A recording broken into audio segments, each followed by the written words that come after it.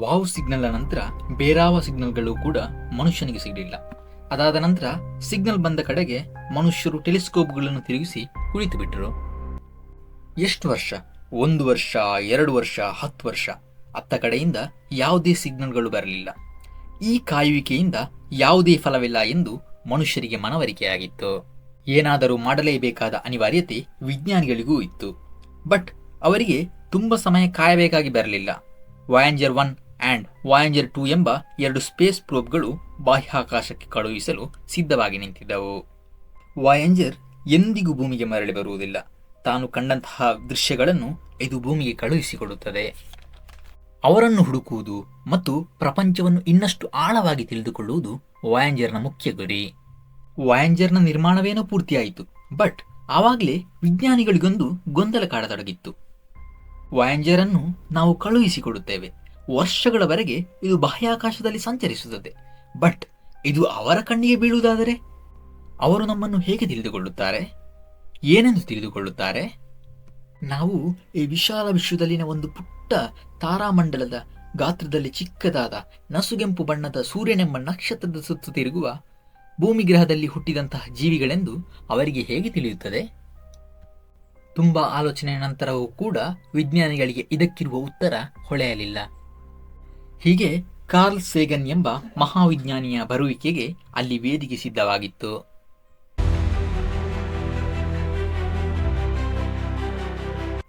ಅವರಿಗಾಗಿ ಒಂದು ಸಂದೇಶವನ್ನು ವಾಯೇಂಜರ್ನಲ್ಲಿಡಬೇಕೆಂದು ಕಾರ್ಲ್ ಸೇಗನ್ ರವರು ತಿಳಿಸಿದ್ರು.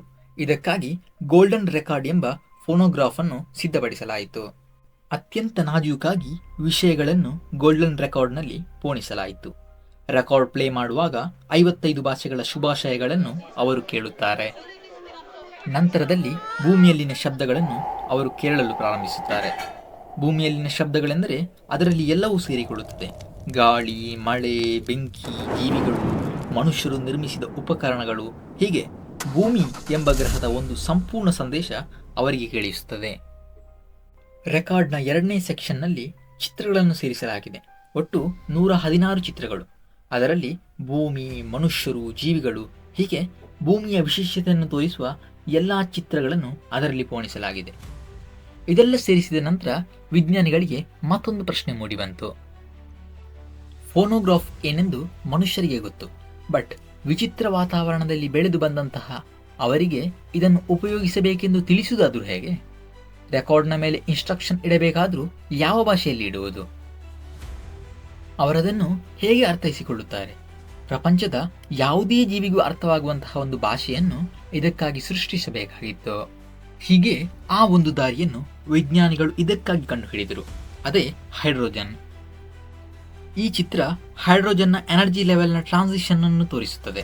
ಇದನ್ನು ಅವರಿಗೆ ಅರ್ಥೈಸಲು ಸಾಧ್ಯವಾದರೆ ಈ ಟ್ರಾನ್ಸಿಷನ್ನಲ್ಲಿ ಆಗುವ ಎಲ್ಲ ವಿಷಯಗಳು ಅವರಿಗೆ ಖಂಡಿತವಾಗಿ ತಿಳಿದಿರುತ್ತದೆ. ಹೈಡ್ರೋಜನ್ನ ಈ ಟ್ರಾನ್ಸಿಷನ್ ನಡೆಯುವ ಸಂದರ್ಭದಲ್ಲಿ ರೇಡಿಯೇಷನ್ ಉಂಟಾಗುತ್ತದೆ. ಅದರ ತರಂಗಾಂತರ 0.7 ನ್ಯಾನೋಮೀಟರ್ ಆಗಿದೆ. ಸೊ ಅದು ರೆಕಾರ್ಡ್ನ ಪೂರ್ಣ ಬೇಸಿಕ್ ಯೂನಿಟ್. ಈ ಬೇಸಿಕ್ ಯೂನಿಟ್ ಅನ್ನು ಉಪಯೋಗಿಸಿ ರೆಕಾರ್ಡ್ ಹೇಗೆಲ್ಲ ವರ್ಕ್ ಆಗುತ್ತದೆ ಎಂದು ಅದರಲ್ಲಿ ನಮೂದಿಸಲಾಗಿದೆ. ಇದಕ್ಕಾಗಿ ಒಂದು ರೆಕಾರ್ಡ್ ಪ್ಲೇಯರ್ ಅನ್ನು ಕೂಡ ಅಲ್ಲಿ ಇಡಲಾಗಿತ್ತು. ಆದರೆ ಈ ರೆಕಾರ್ಡ್ ಅನ್ನು ಯಾವ ಸ್ಪೀಡ್ನಲ್ಲಿ ಪ್ಲೇ ಮಾಡಬೇಕು? ಅದಕ್ಕಾಗಿ ಈ ಮಾರ್ಕ್ಗಳು ಇದು ಅಲಂಕಾರಕ್ಕಾಗಿ ಅಲ್ಲ, ಅದು ಬೈನರಿ ಕೋಡ್ಗಳು. ಈ ಕೋಡ್ಗಳನ್ನು ಉಪಯೋಗಿಸಿ ಸಿಗುವ ಸಂಖ್ಯೆ 5113380864, ಅಂದರೆ 3.6 ಸೆಕೆಂಡ್ಗಳು. ರೆಕಾರ್ಡ್ ಒಂದು ಸುತ್ತು ಪೂರೈಸಲು 3.6 ಸೆಕೆಂಡುಗಳು ಬೇಕು. ಈ ಸ್ಪೀಡ್ನಲ್ಲಿ ರೆಕಾರ್ಡ್ ತಿರುಗಿದಾಗ ನಾವು ಕೇಳುವುದು ಆ ಶಬ್ದಗಳು. ಮತ್ತು ಈ ಭಾಗದಲ್ಲಿ ಚಿತ್ರಗಳಿಗಾಗಿ ಮೊದಲನೇ ಚಿತ್ರವನ್ನು ಅಲ್ಲೇ ನೀಡಲಾಗಿದೆ. ಆದ್ದರಿಂದ ಅವರು ಈ ಸಿಗ್ನಲ್ಗಳನ್ನು ಸರಿಯಾಗಿ ಡಿಕೋಡ್ ಮಾಡುತ್ತಿದ್ದಾರೆಂದು ಅವರಿಗೆ ತಿಳಿಯುತ್ತದೆ.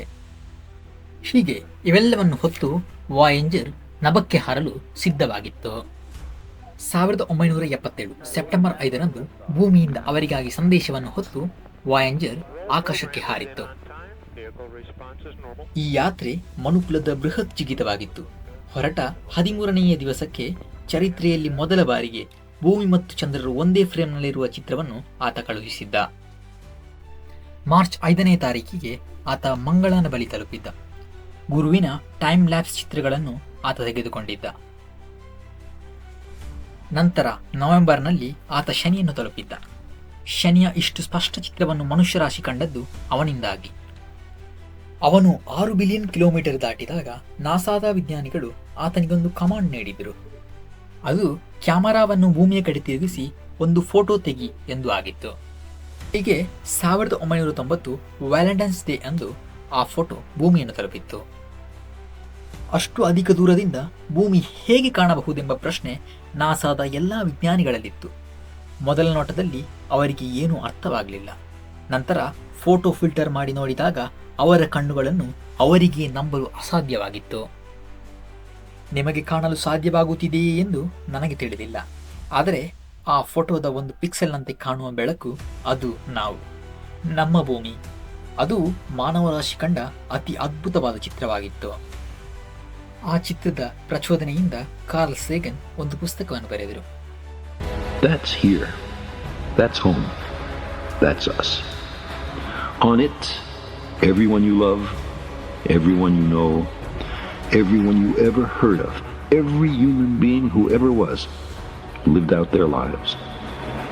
The aggregate of our joy and suffering, thousands of confident religions, ideologies, and economic doctrines, every hunter and forager, every hero and coward, every creator and destroyer of civilization, every king and peasant, every young couple in love, every mother and father, hopeful child, inventor and explorer, every teacher of morals, every corrupt politician, every superstar, every supreme leader, every saint and sinner in the history of our species lived there on a mote of dust suspended in a sunbeam. The earth is a very small stage in a vast cosmic arena. In all this vastness, there is no hint that help will come from elsewhere to save us from ourselves. The earth is the only world known so far to harbor life. Like it or not, for the moment, the earth is where we make our stand. The only home we've ever known. ಚಿತ್ರ ತೆಗೆದ ಕೆಲ ನಿಮಿಷಗಳಲ್ಲಿ ವಾಯಂಜರ್ ತನ್ನ ಕ್ಯಾಮರಾವನ್ನು of ಮಾಡಿತ್ತು. ಹೀಗೆ ವಾಯಂಜರ್ ತನ್ನ ಯಾತ್ರೆಯನ್ನು ಮುಂದುವರೆಸಿದ್ದ. 2012 August ತಿಂಗಳಿನಲ್ಲಿ ಆತ ಸೌರಮಂಡಲದಿಂದ ಹೊರನಡೆದಿದ್ದ. ಮನುಷ್ಯ ಚರಿತ್ರೆಯಲ್ಲಿ ಮೊತ್ತ ಮೊದಲ ಬಾರಿಗೆ ಒಂದು ಮಾನವ ನಿರ್ಮಿತ ವಸ್ತು ಸೌರಮಂಡಲದಿಂದ ಹೊರಹೋಗಿತ್ತು. ಇಷ್ಟು ವೇಗವಾಗಿ ಸೌರಮಂಡಲವನ್ನು ದಾಟಬೇಕಾದ್ರೆ ಆತನ ವೇಗ ಏನಾಗಿರಬಹುದು? ಅದು ಮನುಷ್ಯ ಕಂಡು ಹಿಡಿದ ಅತಿ ವೇಗದ ಉಪಕರಣ. ಶಬ್ದ 1 ಸೆಕೆಂಡ್ಗೆ ಚಲಿಸುವುದು 0.34 ಕಿಲೋಮೀಟರ್. ಒಂದು ಬುಲೆಟ್ 1 ಸೆಕೆಂಡ್ಗೆ ಚಲಿಸುವುದು 0.76 ಕಿಲೋಮೀಟರ್. ಬಟ್ ನಮ್ಮ ವಾಯಂಜರ್ ಸೆಕೆಂಡ್ಗೆ ಎಷ್ಟು ಕಿಲೋಮೀಟರ್ ವೇಗದಲ್ಲಿ ಸಂಚರಿಸಬಹುದು? ಎಸ್, ಆತ ಸಂಚರಿಸುವುದು ಸೆಕೆಂಡ್ಗೆ 17.2 ಕಿಲೋಮೀಟರ್, ಅಂದರೆ ಗಂಟೆಗೆ 62,100 ಕಿಲೋಮೀಟರ್. ಒಂದು ಉದಾಹರಣೆ ತೆಗೆದುಕೊಳ್ಳುವುದಾದರೆ, ಬೆಂಗಳೂರಿನಿಂದ ಕಾಶ್ಮೀರಕ್ಕೆ ಬರೀ 3 ನಿಮಿಷಗಳಲ್ಲಿ ಆತ ತಲುಪಿಬಿಡುತ್ತಾನೆ. ಈ ಅಸಾಮಾನ್ಯ ವೇಗದಲ್ಲಿ ಆತ ವಿಶ್ವದಲ್ಲಿ ಸಂಚರಿಸುತ್ತಿದ್ದಾನೆ. ಆದರೂ ಕೂಡ ಈ ವೇಗದಲ್ಲಿ ಆತ ವಿಶ್ವವನ್ನು ಸೋಲಿಸಬಹುದೆಂದುಕೊಂಡಿದ್ದರೆ ಅದು ತಪ್ಪು. ನಮಗೆ ಅತಿ ಹತ್ತಿರದ ನಕ್ಷತ್ರ ಆಲ್ಫಾ ಸೆಂಟರಿ. ಸೂರ್ಯನಿಂದ ಅದು 4.36 ಜ್ಯೋತಿರ್ವರ್ಷ ದೂರದಲ್ಲಿದೆ. ಅಂದರೆ ಬೆಳಕಿಗೆ ಅಲ್ಲಿಗೆ ತಲುಪಲು 4.5 ವರ್ಷಗಳು ತೆಗೆದುಕೊಳ್ಳುತ್ತದೆ. ಹಾಗಾದರೆ ನಮ್ಮ ವಾಯಂಜರ್ಗೆ ಎಷ್ಟು ವರ್ಷ ಬೇಕಾಗಬಹುದು? 10 ವರ್ಷ, 20 ವರ್ಷ, 40 ವರ್ಷ? ಇಲ್ಲ, ಈ ಸ್ಪೀಡ್ನಲ್ಲಿ ಆತನಿಗೆ ಆಲ್ಫಾ ಸೆಂಟರಿಗೆ ತಲುಪಲು 76,000 ವರ್ಷಗಳು ಬೇಕು. ಆತನಿಗೆ ಎಷ್ಟು ವೇಗವಿದ್ದರೂ ಆತ ಈಜಬೇಕಾಗಿರುವುದು ಪ್ರಪಂಚವೆಂಬ ಆಳ ಸಮುದ್ರವನ್ನು. ಇಂದಿಗೂ ಈ ಕ್ಷಣಕ್ಕೂ ವಾಯಂಜರ್ ವಿಶ್ವದಲ್ಲಿ ಸಂಚರಿಸುತ್ತಿದ್ದಾನೆ. ಆದರೆ ಫೋಟೋ ಕಳುಹಿಸಲು ಇಂದು ವಾಯಂಜರ್ಗೆ ಸಾಧ್ಯವಿಲ್ಲ. ಎನರ್ಜಿ ಮತ್ತು ದೂರ ಮುಖ್ಯ ತೊಂದರೆ. ಬಟ್ ಇಂದಿಗೂ ವಾಯಂಜರ್ ಭೂಮಿಯೊಂದಿಗೆ ಕಮ್ಯುನಿಕೇಷನ್ ನಡೆಸುತ್ತಿದೆ. 2035 ಇದು ಸಾಧ್ಯವಾದೀತು ಎಂದು ವಿಜ್ಞಾನಿಗಳ ಲೆಕ್ಕಾಚಾರ. ನಂತರದಲ್ಲಿ ಆತನಲ್ಲಿರುವ ಎನರ್ಜಿ ಮುಗಿದು ಆತ ಕೆಲಸ ನಿಲ್ಲಿಸಿದರೂ ಕೂಡ ವರ್ಷಗಳವರೆಗೆ ವಾಯಂಜರ್ ತನ್ನ ಯಾತ್ರೆಯನ್ನು ಮುಂದುವರಿಸುವಂತೆ ಆತನನ್ನು ನಿರ್ಮಿಸಲಾಗಿದೆ. ಕೋಟ್ಯಾನುಕೋಟಿ ವರ್ಷಗಳವರೆಗೆ ವಾಯಂಜರ್ ಈ ವಿಶ್ವದಲ್ಲಿ ಚಲಿಸುತ್ತಿರುತ್ತಾನೆ.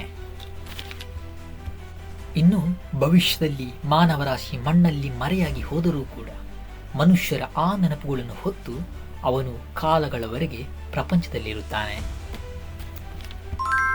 ಅವರ ಅಸ್ತಿತ್ವವನ್ನು ಸಾಬೀತುಪಡಿಸುವ ಒಂದೇ ಒಂದು ಕುರುಹನ್ನು ಕೂಡ ವಾಯೇಜರ್ಗೆ ಕಂಡುಹಿಡಿಯಲು ಸಾಧ್ಯವಾಗಿಲ್ಲ. ಆದರೆ ಬಾಹ್ಯಾಕಾಶವೆಂಬ ಅದ್ಭುತ ಲೋಕವನ್ನು ಹೆಚ್ಚಾಗಿ ಅರಿತುಕೊಳ್ಳುವಲ್ಲಿ ವಾಯೇಜರ್ನ ಪಾತ್ರ ಅತ್ಯಂತ ಮಹತ್ವವಾದುದು. ಆದರೆ ವಿಜ್ಞಾನ ಲೋಕದ ಈ ಕೌತುಕ ವಾಯೇಜರ್ನೊಂದಿಗೆ ಕೊನೆಯಾಗಲಿಲ್ಲ. ಅನ್ಯಗ್ರಹಿಗಳನ್ನು ಕಂಡುಹಿಡಿಯುವ ಕೌತುಕ ವಿಜ್ಞಾನಿಗಳಿಂದ ಸಾಧಾರಣ ಜನಗಳವರೆಗೆ ತಲುಪಿತು. ಇದು ಸಹಜವಾಗಿಯೇ ಅನೇಕ ಕಾನ್ಸ್ಪಿರಸಿ ಥಿಯರಿಗಳ ಉದಯಕ್ಕೆ ಕಾರಣವಾಯಿತು. ಭೂಮಿಯ ಅನೇಕ ಭಾಗಗಳ ಜನರು UFOಗಳನ್ನು ಕಂಡರು ಎಂಬ ರಿಪೋರ್ಟ್ಗಳು ಬರತೊಡಗಿದವು. ಅವರು ಮಾಡಿದ್ದಾರೆಂದು ಹೇಳಬಹುದಾದಂತಹ ಅನೇಕ ಸಂಗತಿಗಳು ಭೂಮಿಯಲ್ಲಿದೆ ಎಂದು ಹೇಳಲಾಯಿತು. ಉತ್ತರಕ್ಕೆ ಸಿಲುಗದ ಅನೇಕ ಪುರಾತನ ರೂಪದ ಹಿಂದೆ ಅವರಿದ್ದಾರೆಂದು ಹೇಳಲಾಯಿತು. ನೇರವಾಗಿ ಹೇಳುವುದಾದರೆ ಮನುಷ್ಯರು ವಿಶ್ವಾಸವಿಟ್ಟ ಮತದಲ್ಲಿಯೂ ಕೂಡ ಅವರ ಇರುವಿಕೆಯನ್ನು ಹೇಳಲಾಯಿತು. ಆದರೆ ವಾಸ್ತವ ಈ ಕಾನ್ಸ್ಪಿರಸಿ ಥಿಯರಿಗಳಿಂದ ತುಂಬ ವಿಭಿನ್ನ. ಈ ಕಾನ್ಸ್ಪಿರಸಿ ಥಿಯರಿಗಳಿಗೆ ವಿಜ್ಞಾನದಲ್ಲಿ ಯಾವುದೇ ಸಾಕ್ಷ್ಯವಿಲ್ಲ. ನಮಗೆ ಇಂದಿಗೂ ಅವರ ಬಗ್ಗೆ ಒಂದೇ ಒಂದು ಸುಳಿವು ಕೂಡ ಲಭಿಸಿಲ್ಲ. ಪ್ರಪಂಚದ ಯಾವ ಮೂಲೆಯಲ್ಲಿ ಅವರಿದ್ದಾರೆಂದು ನಮಗೆ ಇಂದಿಗೂ ತಿಳಿದಿಲ್ಲ. ಆದರೆ ಭವಿಷ್ಯದಲ್ಲಿ ಏನು ನಡೆಯಬಹುದೆಂದು ಕೂಡ ನಮಗೆ ತಿಳಿದಿಲ್ಲ. ಆದರೂ ಕೂಡ ನಾವು ಕಾದು ಕುಳಿತುಕೊಂಡಿದ್ದೇವೆ ಮಾನವ ರಾಶಿಯನ್ನು ನಿಬ್ಬೆರಗಾಗಿಸುವ ಆ ಒಂದು ವಾರ್ತೆಗಾಗಿ.